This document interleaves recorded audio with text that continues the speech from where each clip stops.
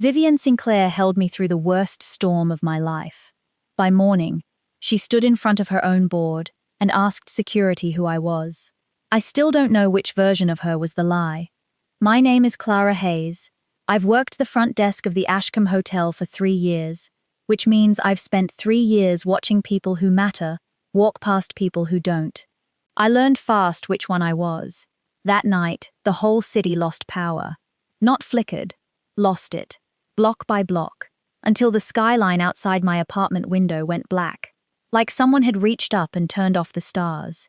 My landlord's number went straight to voicemail. My phone was at 4%, and the only thing between me and a freezing apartment was the fact that I still had my employee badge and enough sense to use it. I took the last room the system let me book. I didn't check the name on the reservation. I didn't care whose name it was. I just wanted 4 walls and a lock. The room smelled like rain and cedar when I let myself in, dripping, half frozen, fumbling for a light switch that wouldn't turn on anyway. I told myself I'd sleep in my coat if I had to. I told myself a lot of things that night that turned out to be wrong. I don't scare easy. You can't, doing this job. Not when men twice my age snap their fingers at you like you're furniture. Not when a wrong word to the wrong guest can cost you a paycheck you can't afford to lose. I learned a long time ago how to go quiet and small and invisible. Invisible doesn't get hurt. Invisible doesn't get noticed enough to be thrown away. So when I heard the keycard fail twice against the other side of that door, I froze the way you freeze, when the danger might just walk itself past you if you don't move. It didn't walk past. The door opened, and lightning cracked white across the room, and for 1 full second I saw her before she saw me, soaked through, mascara bleeding down one cheek, one strap of a $5,000 dress hanging off her shoulder, like she'd stopped caring what it cost the moment she stepped into the storm. She didn't look like a woman who owned half of Manhattan. She looked like someone who'd been running from something long before the blackout started. I knew that face. Everyone at the Ashcombe knew that face. It was on the letterhead, on the annual report, on the cover of the magazine my manager kept behind the front desk like a warning. Vivienne Sinclair, my boss's boss's boss. The coldest name in the company. Standing in the doorway of my hotel room, shaking, barefaced, and looking at me like she'd forgotten, just for a second, that she was supposed to be unshakable. "This is my room," she said. Her voice cracked on the last word. I opened my mouth to apologize, to grab my coat, to disappear the way I always did. And that's when the lights went out completely. And in the dark, I heard her take 1 step closer instead of leaving. She didn't say anything else. She just moved. I felt her before I saw her. The dark had swallowed everything, and all I had was sound. The wet drag of fabric, a breath that shook on its way in, the floor creaking under a step that wasn't steady. "Miss Sinclair." My voice came out smaller than I wanted it to. "I can go. I didn't know this was—" "Don't." 1 word, not sharp, broken. "Please. Just don't move yet." I stood there in the black, heart slamming so hard I was sure she could hear it too. Rain hit the window in sheets. Somewhere below us, a generator groaned and failed to catch, and the dark stayed absolute. Then her hand found my arm, not grabbing, barely there, like she wasn't sure she was allowed to touch me at all, like she needed to check I was real before she let herself believe it. Her fingers were freezing. "You're shaking," I said, before I could stop myself. "So are you." She wasn't wrong. I told myself it was the cold. I don't think either of us believed that. A weak strip of emergency light finally buzzed on above the door, just enough to paint her in grey. Up close, she didn't look like the woman on the annual report. Her mascara had dried in 2 thin lines down her cheeks. Her jaw was tight, like she was holding something back by sheer force. And she was looking at me the way you look at something you're afraid will vanish if you blink. "You work here," she said. Not a question. "Front desk. 3 years." I swallowed. "You probably don't remember me. I checked you in once, at a gala. You didn't look at me that night either." Something flickered across her face. Guilt, maybe, or recognition of a different kind. I remember, she said quietly. I remember exactly what you were wearing. I didn't know what to do with that. My whole body went warm and terrified at the same time, like standing too close to a fire that could either warm you or take your hand off. Why are you here? I asked. Alone, like this. She looked away first. Tonight is a bad night for me. Every year. Her voice cracked on year, and she pressed her lips together, like she'd said more than she meant to. I should have stepped back. Every rule I'd built for myself said get small, get quiet, don't get close to people who could end your job with one phone call. But her hand was still on my arm, and she wasn't letting go, and some part of me that I didn't recognize didn't want her to. I'm not going to tell anyone, I said, that I saw you like this. Her eyes came back to mine, and for a second, the exhaustion cracked into something rawer. That's not what I'm afraid of. Then what? She stepped closer. Close enough that I could feel the heat coming off her skin despite the cold soaking through both of us. Close enough that her breath brushed my jaw when she finally answered. I'm afraid of how much I don't want you to leave this room. The generator caught. Light flooded back on, harsh and sudden, and in it, I saw her face clearly for the first time, inches from mine. Her hand still wrapped around my arm, like she'd forgotten how to let go. Then, behind her, my phone lit up on the nightstand. One notification. One name I didn't expect to see at 11 at night. Nora. My phone lit up again before I could stop staring at it. Nora, call me when you get this. It's about Sinclair. It's important. 10 at night. Nora never texted me that late. Not once in 2 years of being the only person at that hotel who treated me like I was more than a name tag. My stomach dropped before my brain caught up to why. Vivian followed my eyes to the screen, and I watched something shift behind her face. Quick, controlled, gone, almost before I saw it. She stepped back. Actually stepped back, putting air between us like she'd remembered. All at once, exactly who she was supposed to be. You should answer that, she said. Her voice had changed too. Steadier, colder, like a door closing. It can wait. I don't know why I said it. Maybe because I didn't want whatever this was to end yet. Maybe because some reckless part of me wanted to see what she'd do if I stayed. It shouldn't. She reached for the room's spare blanket folded on the luggage rack, not looking at me while she did it. I need you to forget this happened. That landed like a slap. Forget what happened. You haven't done anything. I held on to you like you were the only solid thing in the room. Her jaw tightened. That's more than nothing, Miss Hayes. Miss Hayes. 15 minutes ago she didn't know my last name, and now she was using it like a wall between us. Fine, I said, and I hated how much it cost me to sound unbothered. Forgotten. I'll head to the front desk, see if there's another room. There isn't. She said it too fast. Then, quieter, like she was arguing with herself and losing. There isn't another room tonight. We stood there, 6 feet and a whole storm apart, both of us pretending the air between us wasn't still burning from whatever had almost happened. My phone buzzed a third time. I didn't look at it. I couldn't stop looking at her instead, the way her hands had started shaking again the second she let go of me, like touching me had been the only thing keeping her steady. Why does it matter this much to you? I asked, me knowing, me being here.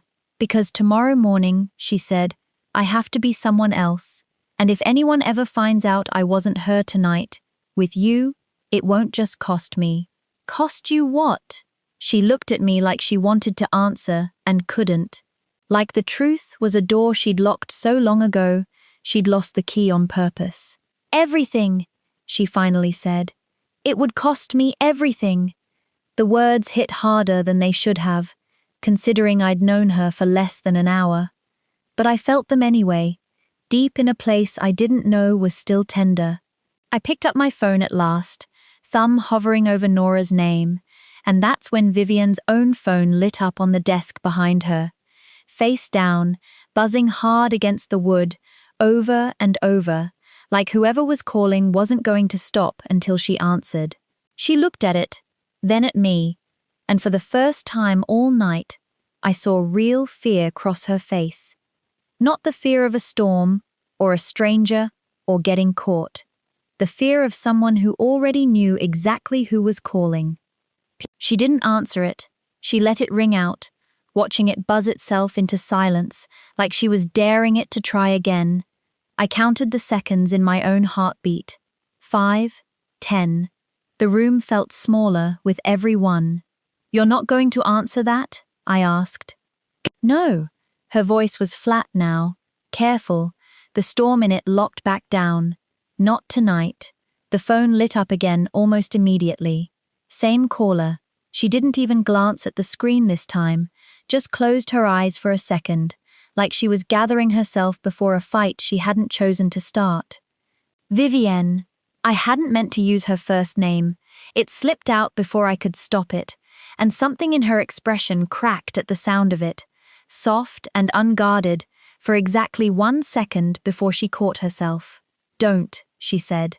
But it didn't sound like the same "don't" from before. This one sounded like she was asking me to stop being the reason she wanted to let her guard down. The power flickered, once, twice, and the room dipped into near dark again, emergency light buzzing weak overhead. In that half-light she looked younger somehow, less like a name on a building and more like a woman who hadn't slept properly in longer than she'd admit. "Whoever that is," I said carefully, "they're not going to stop calling. I know. Are you in danger?" She looked at me for a long moment, like she was deciding how much of the truth I could carry. "Not the kind you're thinking of." A pause.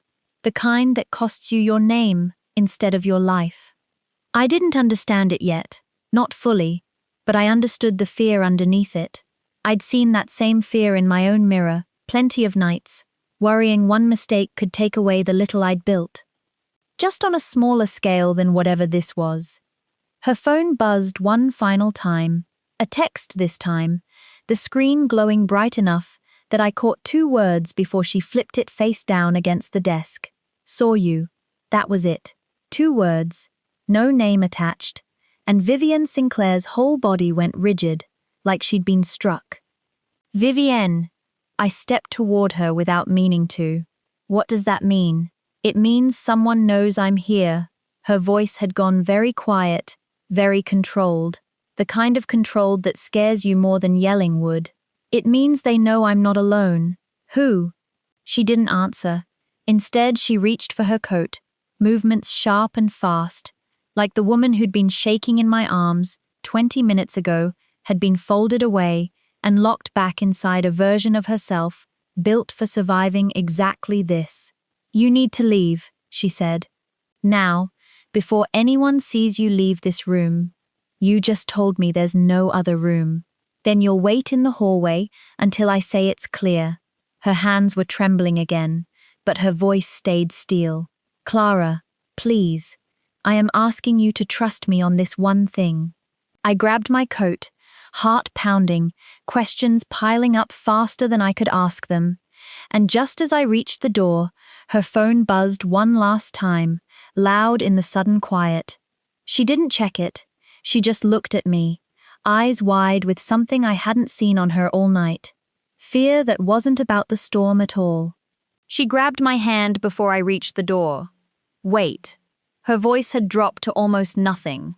"If I tell you why, you have to understand I'm not asking you to fix it. I just need someone to know it's real." I turned back to her, my hand still caught in hers, the hallway lights bleeding thin and yellow under the door. "Tell me." Her eyes went somewhere far away, somewhere that clearly still hurt. 4 years ago, I had a sister, half-sister technically, but that never mattered to me. Delphine. She helped me build the first floor of this company out of nothing. A breath shook out of her, and I let someone convince me she was the problem. I believed the wrong person, and I pushed her out myself, with my own signature, on paper I never should have signed. Vivienne. The woman who's been calling me knows exactly what that signature cost. She kept a copy. She's kept it for years, and every time I forget my place, she reminds me what happens if that page ever sees daylight. Who is she? Helena Blackwood. She said the name like it physically hurt her mouth. She built half of what I have. She was there when I made the worst mistake of my life. And she's made sure I never forget I owe her for staying quiet about it. I stood there, trying to fit the pieces together. The calls, the two-word text, the fear that wasn't about a storm. So she's blackmailing you. She'd call it loyalty. Vivian's laugh had no warmth in it at all. She says as long as I don't embarrass her, she has no reason to let the truth out.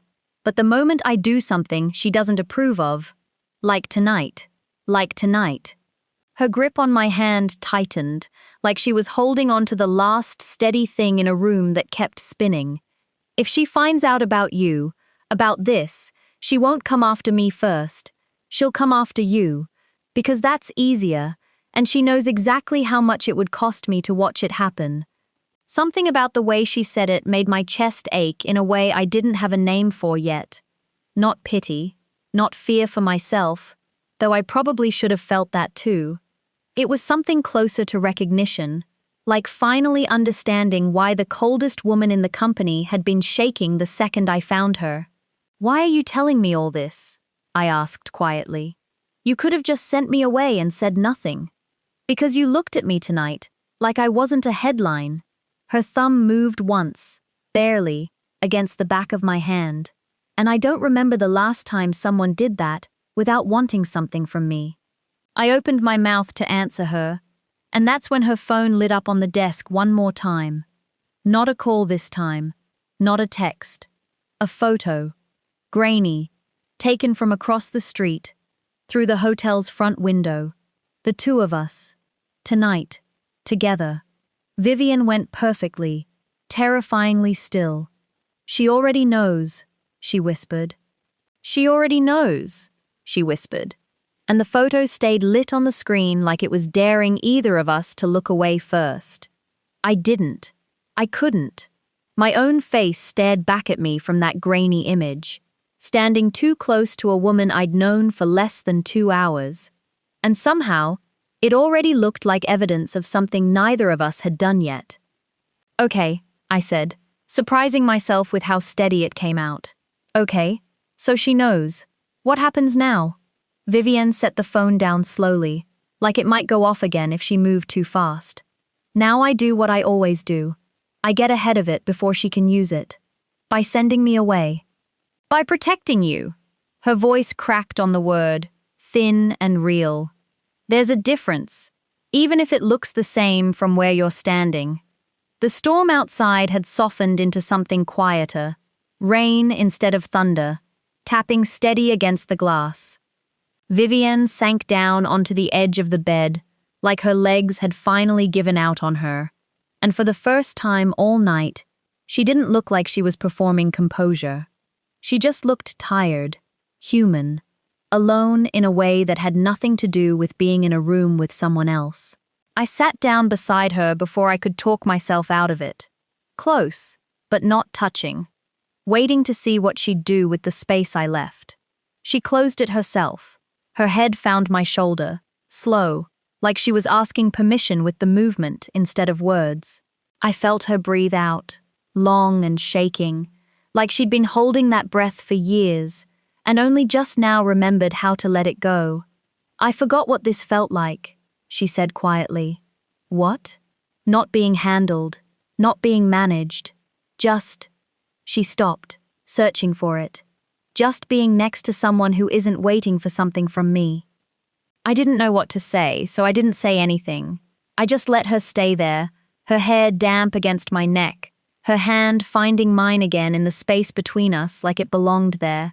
For a few minutes, neither of us mentioned Helena, or the photo, or the calls that hadn't stopped all night. For a few minutes it was just breathing, and rain, and the specific, terrifying comfort of being chosen by someone who had every reason to keep her guard up, and chose, instead, to let it fall. "I don't want tomorrow to happen," she whispered, so quiet I almost missed it. "I don't want to be the version of me that pretends this didn't." "Then don't," I said. She lifted her head and looked at me, and for one long moment neither of us moved, the space between us thinning to almost nothing. her breath warm against my mouth. My heart beat so loud I was sure she could hear it. "Clara," she started, "if I let myself have this." The lock on the door clicked. Not the sound of the storm, not the wind. A keycard, sliding into place from the other side, and both of our heads snapped toward it at once. Vivian went white. "That's not housekeeping," she breathed. "Nobody else has a key to this room." The door swung open before either of us could move. It wasn't Helena, it was Nora. She stood in the doorway in her staff uniform, key override still in her hand, breathing hard like she'd run the length of the hotel to get there. Her eyes went straight to me, then to Vivian, then back to me, and something in her face wasn't shock. It was dread, like she already knew exactly what she'd walk in on. "Clara," her voice shook. "You need to come with me, right now." I stood up too fast, my head spinning. "Nora, what are you doing here? How do you even have a key to this room?" She didn't answer that. She looked past me at Vivienne instead, and something passed between them. Quick, tense. The kind of look two people share when they've spoken before and don't want anyone else to know it. "You told her," Vivienne said slowly. "Didn't you? About tonight." Nora's jaw tightened. I didn't have a choice. The room went very still. My stomach dropped somewhere I couldn't reach anymore. "Nora?" My voice came out smaller than I meant it to. "What is she talking about?" She finally looked at me, and for the first time in 2 years, I didn't recognize her face. "Clara, I need you to listen to me. Everything I've ever done, I did to protect you. But there are things I can't protect you from anymore. And one of them just walked into this hotel. You've been talking to Helena. I said it before I even understood I believed it. Haven't you?" The silence that followed was worse than any answer. "It's not what you think," Nora said quickly. "She has something on someone I love. My brother, his visa, his whole life here. She's had it for 2 years, and every few months she asks for something small. A name, a schedule. Nothing that mattered, I swear. Nothing that ever hurt you. Nothing that mattered?" My voice cracked wide open. "You've been feeding her information about me since we met. Not about you. Never about you. Not until—" She stopped herself. But it was too late, and we both knew it. "Until tonight," I finished for her. Nora's eyes filled, and for once I couldn't tell if the tears were real or another thing she'd learned to perform on command. "She already knew you took this room before I did. I swear to you, Clara, I never sent that photo, but she asked me to confirm it was you, and her voice broke. "I said yes, because I was scared of what happens to my brother if I don't. 2 years. Every kind word, every shift covered, every quiet moment I thought had been simple friendship. All of it sitting now under a question I didn't want to ask, and couldn't stop myself from asking anyway. Was any of it real?" I whispered. "All of it was real." Nora reached for my hand, and I stepped back before she could take it. Something in her face cracked at that, raw and desperate. "Clara, please, don't." The word came out of me, exactly the way it had come out of Vivian earlier tonight, and I hated how much it fit. "Don't tell me to trust you right now." Behind us, Vivian had gone rigid, watching the two of us with an expression I couldn't read. Guilt, maybe, or recognition of her own hand in building a world where people like Nora had no good choices left. She opened her mouth like she wanted to say something to fix it. Her phone rang instead. Not Helena's number this time. Security, downstairs, calling to warn her that a woman matching Helena Blackwood's description had just walked through the hotel's front doors and was already asking, by name, for room service to send someone up to check on Miss Sinclair. Vivian set the phone down like it had turned to glass in her hand. "She's here," she said, "in the building." Nora's face drained of what little color it had left. "Clara, you need to go. Now, before she sees you anywhere near this floor. I'm not going anywhere until someone tells me the truth." My own voice surprised me. Steady, sharp, nothing left in it of the girl who used to make herself small in rooms like this one. 2 years of quiet had run out sometime in the last hour, and I didn't know how to go back to it now, even if I wanted to. Vivienne turned to me, and for the first time all night she looked less like a woman cornered, and more like one deciding, finally, to stop running. Clara, if Helena finds you here, she won't come after me first. I told you that already. She'll use you to get to me, because it costs her nothing, and it costs me everything. So what? I disappear? Go back downstairs and pretend the last 2 hours didn't happen. Yes. The word came out rough, torn out of her. For tonight. Just for tonight. You keep saying that like it's protection. My eyes burned, and I hated that they did. But it feels exactly like what you did to me, the last time someone reminded you what you're supposed to be. She flinched like I'd hit her. That's not fair, she said quietly. Maybe not, but it's true. I looked between her and Nora, 2 women who'd both spent the whole night explaining why lying to me was the same thing as loving me, and something in my chest finally cracked open all the way. I don't know how to trust either of you right now. And I don't have the luxury of figuring that out with a woman on her way up here who apparently owns pieces of both your lives. Nora reached for my arm again, gentler this time. Clara, please, whatever you think of me right now, get somewhere safe. We can talk about everything else after. I pulled away from her a second time. Vivienne stepped closer instead. Slow, careful, like she was approaching something wounded. I know I don't deserve you believing me right now. I know what tonight looks like, and I know what I've cost people before, by choosing the wrong thing at the wrong moment. Her hand found mine, and this time I let it. But I am asking you to trust me on exactly one thing. Let me handle her. Let me do this the way I should have done it 4 years ago, before I let fear make the decision instead of me. Down the hall, faint but unmistakable, I heard the elevator chime. Nora's head snapped toward the sound. That's the private elevator, she whispered. Nobody uses that, but... She didn't finish the sentence. She didn't need to. Vivienne's hand tightened around mine, and for one suspended second, the 3 of us stood frozen, listening to footsteps grow louder down a hallway that suddenly felt far too short. Then, calm, precise, and close enough now that I could hear the smile in it, a voice I'd never heard before called out from just beyond the door. Vivienne, darling, I know you're in there, and I know you're not alone. The door opened before Vivienne could reach it herself. Helena Blackwood stepped inside like she owned the air in the room, which, in more ways than one, she did. She was beautiful in the way a locked door is beautiful, polished and precise, her eyes moving over the 3 of us with the calm of someone who already knew how this ended. Nora, she said the name first, almost gently.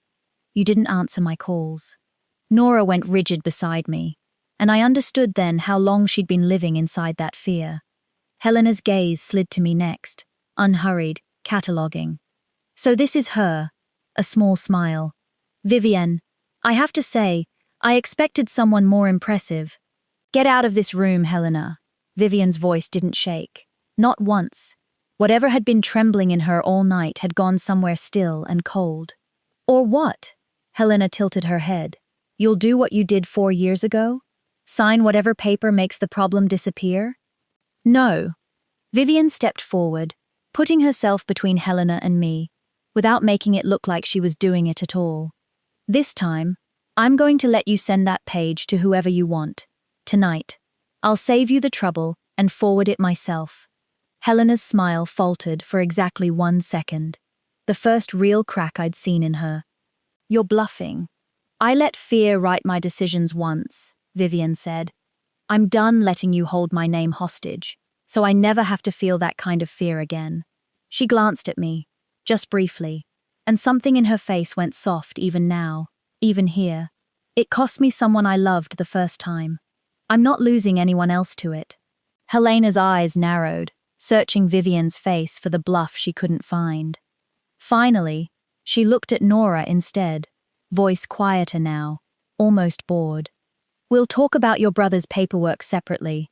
Then, to Vivienne, with a small, cold nod. This isn't finished. No, Vivian agreed.